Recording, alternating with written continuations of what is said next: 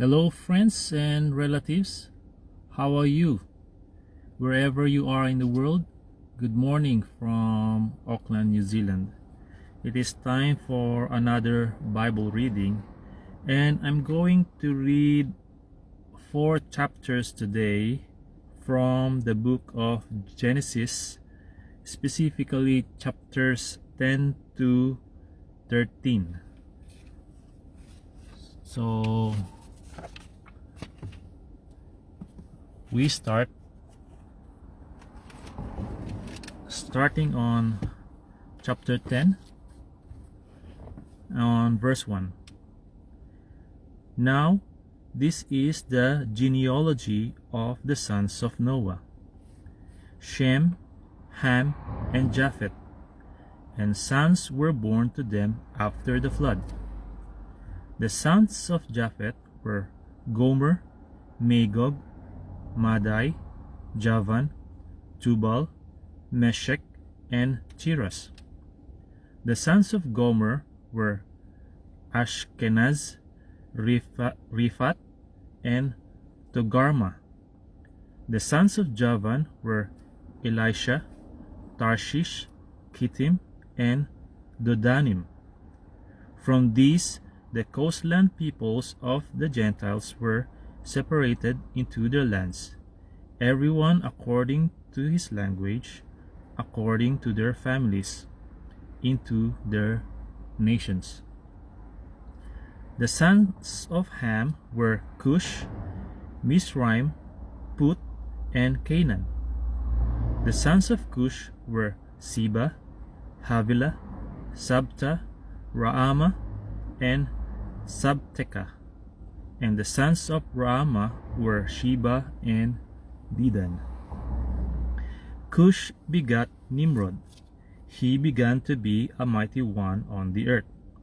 He was a mighty hunter before the Lord.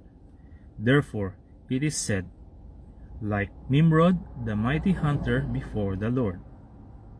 And the beginning of his kingdom was Babel, Erech, Akkad, and Calneh, in the land of Shinar.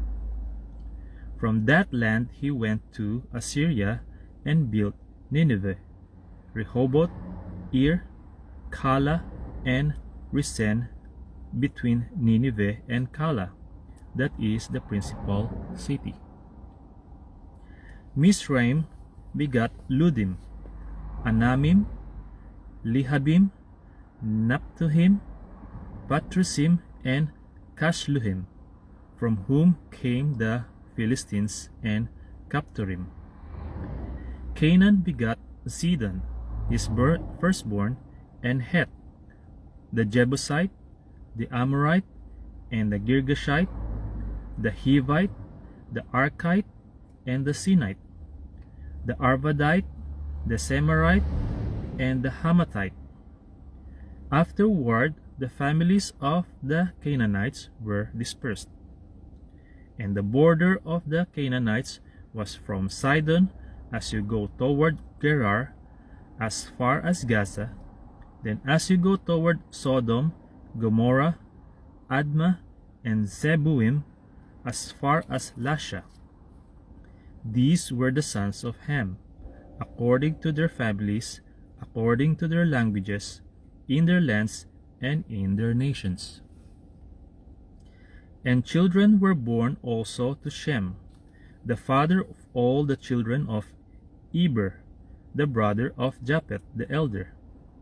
The sons of Shem were Elam, Ashur, Arphaxad, Lud, and Aram.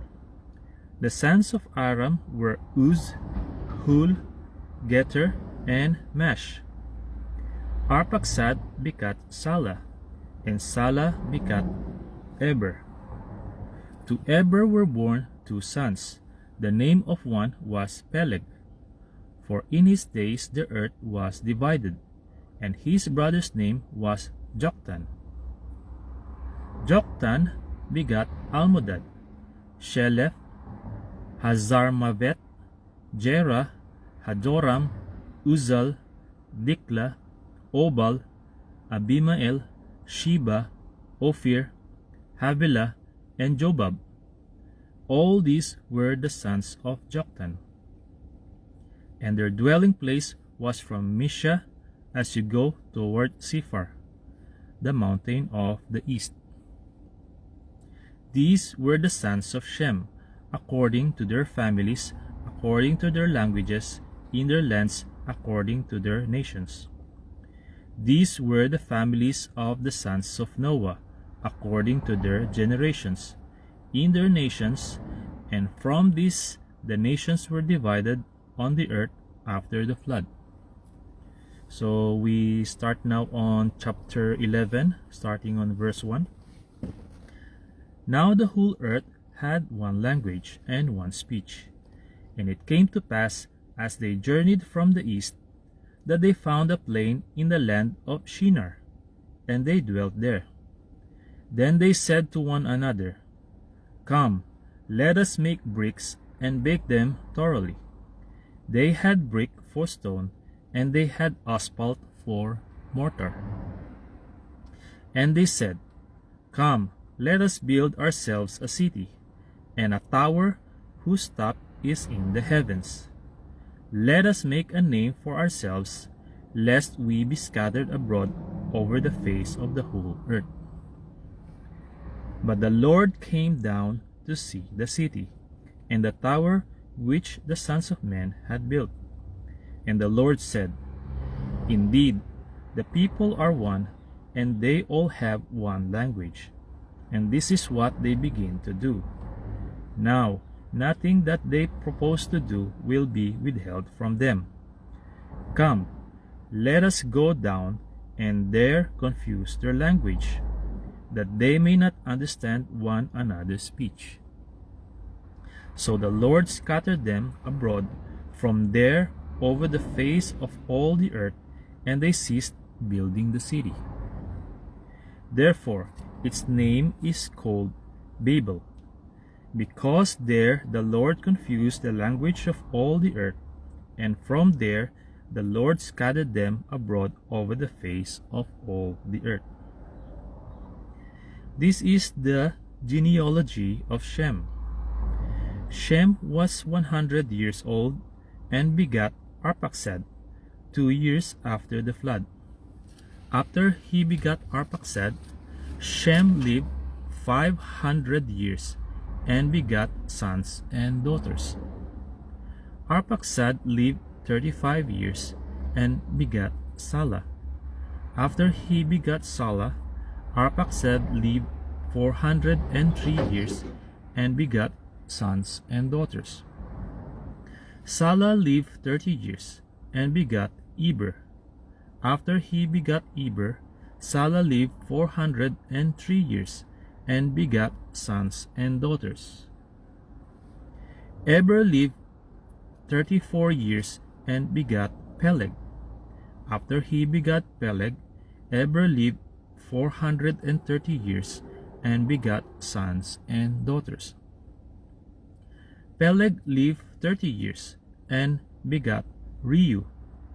After he begat Reu, Peleg lived 209 years and begat sons and daughters. Reu lived 32 years and begat Zerug. After he begat Zerug, Reu lived 207 years and begat sons and daughters. Zerug lived 30 years and begat Nahor. After he begat Nahor, Zerug lived 200 years and begat sons and daughters. Nahor lived 29 years and begat Terah. After he begat Terah, Nahor lived 119 years and begat sons and daughters. Now Terah lived 70 years and begat Abram, Nahor, and Haran. This is the genealogy of Terah. Terah begat Abram, Nahor, and Haran. Haran begat Lot, and Haran died before his father Terah in his native land, in Ur of the Chaldeans. Then Abraham and Nahor took wives. The name of Abraham's wife was Sarai, and the name of Nahor's wife Milcah, the daughter of Haran, the father of Milcah, and the father of Iscah. But Sarai was barren; she had no child. And Terah took his son Abram and his grandson Lot, the son of Haran, and his daughter-in-law Sarai, his son Abram's wife, and then went out with them from Ur of the Chaldeans to go to the land of Canaan. And they came to Haran and dwelt there. So the days of Terah were 205 years, and Terah died in Haran. So we continue on chapter 12, starting on verse 1. Now the Lord had said to Abram, "Get out of your country, from your family, and from your father's house, to a land that I will show you. I will make you a great nation. I will bless you, and make your name great, and you shall be a blessing. I will bless those who bless you, and I will curse him who curses you. And in you all the families of the earth shall be blessed." So Abram departed as the Lord had spoken to him, and Lot went with him. And Abram was 75 years old when he departed from Haran. Then Abram took Sarai his wife, and Lot his brother's son, and all their possessions that they had gathered, and the people whom they had acquired in Haran. And they departed to go to the land of Canaan. So they came to the land of Canaan. Abram passed through the land to the place of Shechem, as far as the terebinth tree of Moreh. And the Canaanites were then in the land. Then the Lord appeared to Abraham and said, "To your descendants I will give this land." And there he built an altar to the Lord, who had appeared to him. And he moved from there to the mountain east of Bethel, and he pitched his tent with Bethel on the west, and Ai on the east. There he built an altar to the Lord, and called on the name of the Lord. So Abram journeyed, going on still toward the south. Now there was a famine in the land, and Abram went down to Egypt to dwell there, for the famine was severe in the land.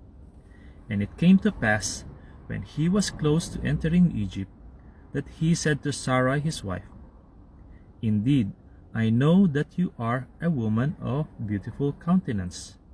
Therefore it will happen, when the Egyptians see you, that they will say, 'This is his wife,' and they will kill me. But they will let you live. Please say you are my sister, that it may be well with me for your sake, and that I may live because of you." So it was, when Abram came into Egypt, that the Egyptians saw the woman, that she was very beautiful. The princess of Pharaoh also saw her, and commended her to Pharaoh. And the woman was taken to Pharaoh's house. He treated Abram well for her sake. He had sheep, oxen, male donkeys, male and female servants, female donkeys, and camels. But the Lord plagued Pharaoh and his house with great plagues because of Sarai, Abram's wife. And Pharaoh called Abram and said, "What is this you have done to me? Why did you not tell me that she was your wife? Why did you say, 'She is my sister'? Am I might have taken her as my wife. Now, therefore, here is your wife, take her and go your way." So Pharaoh commanded his men concerning him, and they sent him away with his wife and all that he had. So we carry on chapter 13, starting on verse 1. Then Abram went up from Egypt, he and his wife and all that he had, and Lot with him to the south. Abram was very rich in livestock, in silver, and in gold.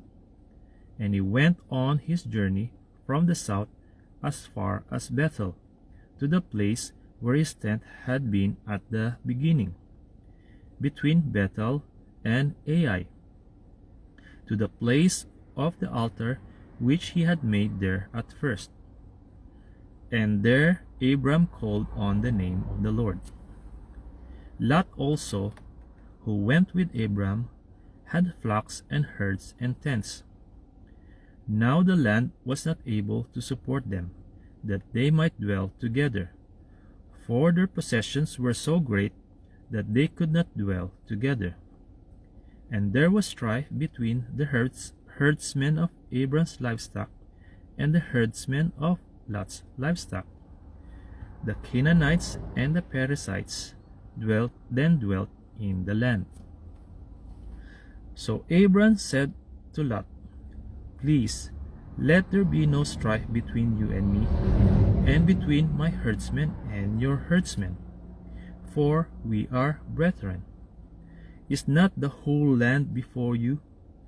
Please separate from me.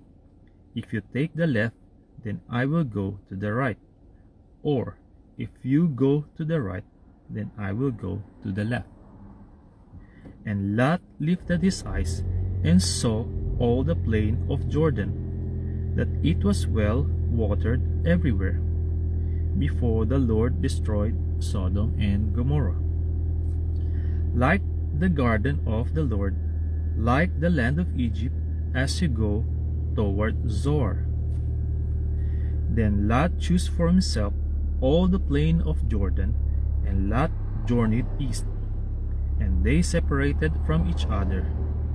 Abram dwelt in the land of Canaan, and Lot dwelt in the cities of the plain, and pitched his tent even as far as Sodom.